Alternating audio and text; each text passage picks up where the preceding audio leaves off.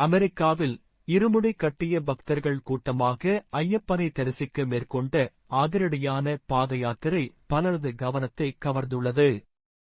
North Carolina மாநிலத்தின் சார்லட் நகரத்திலிருந்து புறப்பட்டு பல 100 மைல்கள் தொலைவில் உள்ள புளோரிடா மாநிலத்தில் உள்ள டேம்பா ஐயப்பன் கோவிலுக்கு சென்று அங்கு ஐயப்பனை தரிசித்துள்ளனர்.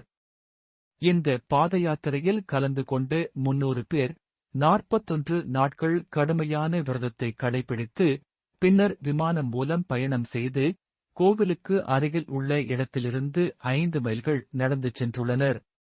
வழிபாட்டு மனோபாவத்தால் மற்றும் நம் கலாச்சாரத்தை தொடரும் மனநிலையால் எந்த ஊரில் இருந்தாலும் நம் கொள்கைகளையும் பக்தியையும் மறக்க முடியாது என்பதற்கு இது சிறந்த எடுத்துக்காட்டு. கோவிலுக்கு சென்று ஐயப்பனை தரிசிக்க சுவாமியே சரணம் ஐயப்பா என பாடிக்கொண்டே பக்தர்கள் சென்ற வீடியோ இணையத்தில் வைரலாகி வருகிறது.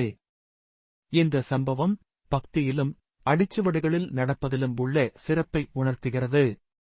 சுவாமியே சரணம் ஐயப்பா.